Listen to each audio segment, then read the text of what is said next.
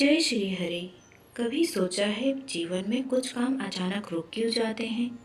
क्यों कभी कभी घर का माहौल बिना कारण भारी सा लगने लगता है? और क्यों कुछ समय ऐसा लगता है कि सब कुछ रुका हुआ है, जैसे समय थम सा ही गया हो। क्योंकि हर चीज का संबंध सिर्फ भाग्य से नहीं होता, बल्कि दिव्य शक्तियों से होता है। आज का दिन कोई साधारण दिन नहीं है। आज जागते हैं स्वयं भगवान विष्णु। आज बदलती है ऊर्जा। आज खुलते हैं भाग्य के द्वार। आज है देव उठनी एकादशी और इस दिन जुड़ी है एक पावन कथा, एक भक्ति, एक आंसू, एक वचन और सबसे पवित्र देवी तुलसी। शुरू होती है तुलसी माता की पवित्र कथा। तो तुलसी माता की कथा शुरू करने से पहले हम आपको बताएंगे कि देव उठनी एकादशी मतलब प्रबोधिनी एकादशी का क्या महत्व होता है। तो आज देव उठनी एकादशी है, जिसे प्रबोधिनी एकादशी भी कहा जाता है। यह दिन बहुत ही पवित्र और शुभ माना जाता है, क्योंकि आज के दिन भगवान श्री हरि विष्णु 4 माह के योग निद्रा के बाद जागृत होते हैं। आपने देखा होगा कि आषाढ़ महीने की एकादशी से लेकर कार्तिक महीने की एकादशी मतलब 84 दिन यानी 4 महीने तक शादियां नहीं होती, कोई मंगल कार्य नहीं होते हैं। इन 4 महीनों को चतुर्मास कहा जाता है। कहते हैं कि इस समय भगवान विष्णु देवलोक, पाताल और पृथ्वी तीनों लोकों के संतुलन के लिए योग निद्रा में चले जाते हैं। जब भगवान सोते हैं तो ब्रह्मांड की ऊर्जा शांति में चली जाती है। इसी कारण इस अवधि में विवाह, गृह प्रवेश जैसे शुभ कार्य रोक दिए जाते हैं, क्योंकि ये जायज सी बात है। जब हमारे त्रिलोक स्वामी त्रिभुवन पति सो रहे हो तो भला कैसे हम कोई शुभ कार्य कर सकते हैं। इसीलिए आज का दिन बहुत ही महत्वपूर्ण माना गया है। और जब कार्तिक मास की शुक्ल पक्ष की एकादशी आती है, उस दिन भगवान विष्णु अपनी निद्रा से जागते हैं। यही है देव उठनी एकादशी, जिसे प्रबोधिनी एकादशी भी कहा जाता है। जैसे ही भगवान विष्णु जागते हैं, पृथ्वी पर सकारात्मक ऊर्जा का पुनः प्रवाह होने लगता है। घर परिवार में सौभाग्य और समृद्धि आती है और सभी शुभ काम फिर से शुरू हो जाते हैं। इसी दिन को कहते हैं देव उठनी एकादशी। अब आती है बात कि इस दिन तुलसी विवाह क्यों किया जाता है। कहानी के अनुसार तुलसी माता, जिन्हें वृंदा भी कहा गया है, भगवान विष्णु की अनन्य भक्त थी। एक कथा के अनुसार भगवान विष्णु ने तुलसी से वचन लिया कि वह उनसे विवाह करेंगे। इसी कारण देव उठनी एकादशी के दिन तुलसी जी का विवाह श्री विष्णु भगवान मतलब शालिग्राम से कराया जाता है। इन्हें तुलसी विवाह भी कहा जाता है। जो लोग यह विवाह करते हैं उन्हें वही फल मिलता है मानो उन्होंने कन्यादान किया हो। तो यहाँ पे आपने सुना देव उठनी एकादशी क्या होती है और इस दिन तुलसी विवाह क्यों होता है। तो आइए सुनते हैं तुलसी माता की पवित्र कथा।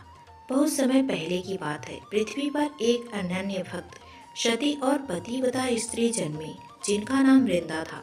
वृंदा भगवान विष्णु की महान भक्त थी। उनका विवाह राक्षस राज जलंधर से हुआ।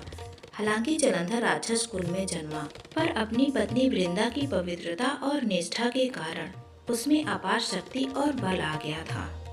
अब वृंदा की सतीत्व शक्ति ही जलंधर का ढाल बन गई थी। जब तक वृंदा का पतिव्रता अटूट था, देवता भी जलंधर को परास्त नहीं कर सकते थे। अब देवताओं की चिंता बढ़ गई। जलंधर दिन ब दिन शक्तिशाली होता गया। उसने देवताओं को परास्त करना शुरू कर दिया। देवता भयभीत होकर भगवान शिव और विष्णु के पास सहायता मांगने के लिए पहुंच गए। अब आती है वृंदा की भक्ति की परीक्षा। युद्ध के दौरान जलंधर अजय बन चुका था। उसे कोई मार नहीं सकता था, ना देवता ना असुर, क्योंकि वृंदा का पवित्र पतिव्रत उसकी रक्षा कर रहा था। तब भगवान विष्णु ने धर्म की रक्षा के लिए एक महत्वपूर्ण निर्णय लिया। भगवान श्री हरि विष्णु जलंधर के रूप में वृंदा के सामने प्रकट हो गए। अब वृंदा की खुशी का ठिकाना ना रहा। उन्हें लगा उनका पति जलंधर आया हुआ है, पर उनको नहीं पता था उनके पति के रूप में विष्णु भगवान है। यह देखते ही वृंदा ने उनके चरण स्पर्श किए और उसी क्षण पवित्र अस्तित्व भंग हो गया। अस्तित्व टूटते ही जलंधर युद्ध में मारा गया। जब वृंदा को यह सत्य पता चला, उनका हृदय टूट गया। उन्होंने रोते हुए कहा, हे विष्णु, आपने मेरी पवित्रता और विश्वास को तोड़ा है। वृंदा ने रोते हुए, चीखते हुए करोड़ शब्द में बोला, मेरे पतिव्रत की ताकत ही मेरा जीवन थी। आज से मैं आपको श्राप देती हूँ। हे विष्णु, आज से आप भी पत्थर रूप में पूजे जाओगे। और इसी शाप के कारण भगवान विष्णु का शालिग्राम रूप जन्मा। वृंदा ने फिर अपने शरीर को त्याग दिया। जहाँ उनका शरीर चला वहीं स्थान से एक पवित्र पौधा होगा, जिनका नाम पड़ा तुलसी। तुलसी का दिव्य रूप। स्वर्ग से आवाज आई, हे वृंदा, अब तुम तुलसी के रूप में संसार की सबसे पवित्र माता कहलाओगी। तुम्हारी पूजा से मेरा बिना कोई पूजा पूर्ण नहीं होगा। तभी से तुलसी माता को देवी माना जाता है और शालिग्राम को भगवान विष्णु का रूप दिया जाता है। और यही कारण है तुलसी विवाह का। देवउठनी एकादशी के दिन भगवान विष्णु योग निद्रा से जागते हैं और उसी दिन तुलसी माता का विवाह शालिग्राम भगवान विष्णु से कराया जाता है। क्योंकि वृंदा ने जीवन भर भगवान को समर्पित किया था, इसलिए इनका नाम है तुलसी विवाह। और इस दिन हमें क्या करना चाहिए?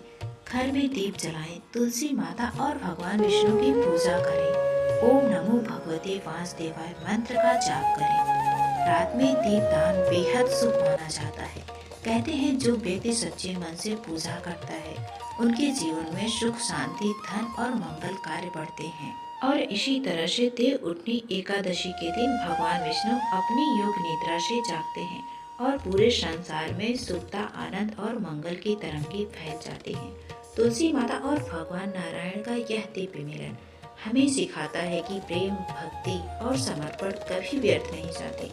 जो सच्चे मन से, भाव से भगवान को पुकारता है, वहाँ भगवान स्वयं उपस्थित हो जाते हैं। आइए आज हम भी अपने मन में भक्ति का दीप प्रज्वलित करें और हृदय से बोले, जय श्री हरि, जय तुलसी माता। तो इस तरह से पूरा होता है तुलसी माता की पवित्र कथा और देवउठनी एकादशी का महात्म्य। तो इस कथा से हमें क्या सीख मिलती है? यह कथा हमें सिखाती है सच्ची भक्ति और निष्ठा कभी व्यर्थ नहीं जाती। तुलसी माँ आज भी हर घर को शुद्धता, सुख, समृद्धि और शांति देती हैं। और अगर आपको यह कथा सुनकर थोड़ा भी मन को शांति मिली हो, तो इस भक्ति को आगे बढ़ाने के लिए वीडियो को लाइक जरूर करें, अपनों तक साझा करें और चैनल को सब्सक्राइब भी करें, ताकि आने वाली हर भक्ति कथा सबसे पहले आपके दिल तक पहुंचे। जय श्री हरि।